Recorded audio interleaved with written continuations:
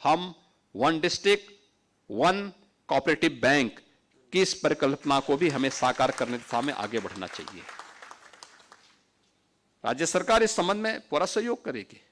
हम भी चाहते हैं बैंक नजदीक हो और अच्छे बैंक खुले, अच्छे तरीके से आगे बढ़े।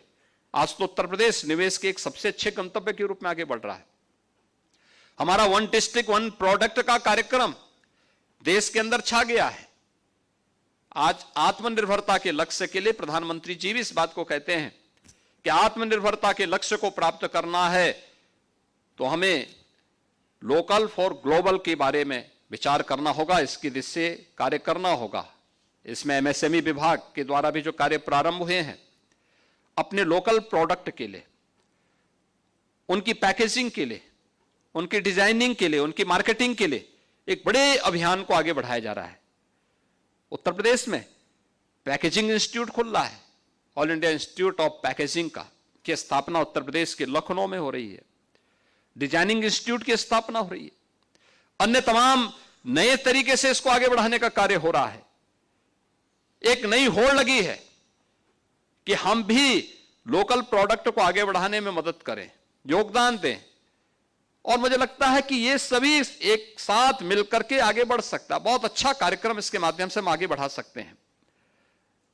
ये इस प्रक्रिया के साथ अगर हम जुड़ते हैं तो यह बैंकों के प्रति भी आम जन के विश्वास को बहाल करने में मदद मिलेगी और राज्य सरकार भी चाहती है कि इस दिशा में हम लोग एक नया प्रयास प्रारंभ कर सकते हैं इसको। दूसरा है, जितनी भी साधन सहकारी समितियां हैं, इनकी क्रेडिट लिमिट को, अभी जो हमारे पास 7,500 पैक्स हैं, इनमें यूरिया, डीएपी यानी फर्टिलाइजर आदि की ही खरीद के लिए हमें जो लिक्विडिटी चाहिए, उसकी जो आवश्यकता है, उससे काफी कम इनका जो है क्रेडिट लिमिट है। जबकि जो प्रदेश की आवश्यकता के अनुरूप पर जो पैक्स है, उसको 10 लाख की क्रेडिट लिमिट आवश्यक है। इस संबंध में मैं चाहूंगा कि इस पर तत्काल हमें कार्रवाई को आगे बढ़ा करके जो 7,500 पैक्स हैं, इसके लिए 10 लाख की जो क्रेडिट लिमिट है, इसको हमें आगे बढ़ाना चाहिए, जिससे किसान को इससे सहूलियत होगा और हम इसको और अच्छे ढंग से आगे बढ़ा सकेंगे। राज्य सरकार इस संबंध में पूरा सहयोग करेगी। आने वाले समय में कृषि विभाग के साथ मिलकर के हमें फसली ऋण के बारे में विचार करना चाहिए। और मैंने तो ओडीओपी में एमएसएमई विभाग से भी कहा है कि ओडीओपी में या विश्वकर्मा श्रम सम्मान में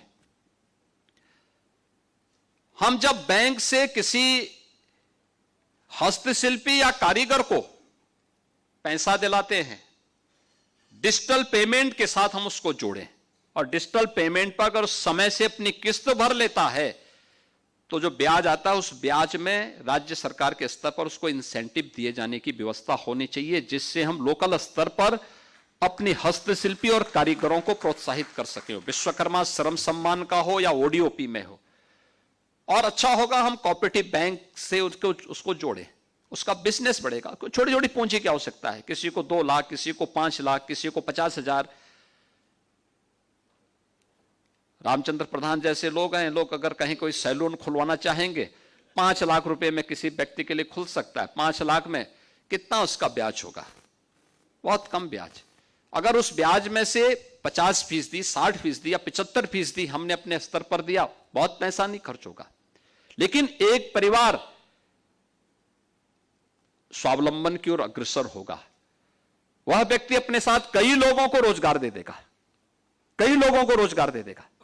और उत्तर प्रदेश की योजना, चाहे ओडीओपी की हो, विश्वकर्मा श्रम सम्मान की हो, आज ये राष्ट्रीय योजना बन चुकी है। इन्हें हमें सफलतापूर्वक आगे बढ़ाना चाहिए और मुझे लगता है सहकारिता आंदोलन के साथ इन कार्यक्रमों को आगे बढ़ाना चाहिए। आज के इस अवसर पर एक बार फिर से मैं बीपैक्स सदस्यता महाअभियान के अवसर पर टोल फ्री नंबर जारी होने और इस महाअभियान के शुभारंभ के अवसर पर अपनी शुभकामनाएं देता हूं और विश्वास व्यक्त करता हूं सहकारिता विभाग उत्तर प्रदेश सफलतापूर्वक आदरणीय प्रधानमंत्री जी की मंशा के अनुरूप सहकारिता आंदोलन को सहकार से समृद्धि की ओर अग्रसर करने में अपना पूरा योगदान देगा। और मैं शासन की ओर से सहकारिता विभाग को इस बात के लिए आश्वस्त करता हूं कि राज्य सरकार पूरी मजबूती के साथ इस सहकार आंदोलन को और मजबूती प्रदान करने में अपना योगदान देगा। बहुत बहुत धन्यवाद। जय हिंद। बहुत बहुत धन्यवाद माननीय मुख्यमंत्री महोदय आपके आशीर्वचन के लिए और आप सभी महानुभावों का यहां पधारने के लिए बहुत बहुत धन्यवाद।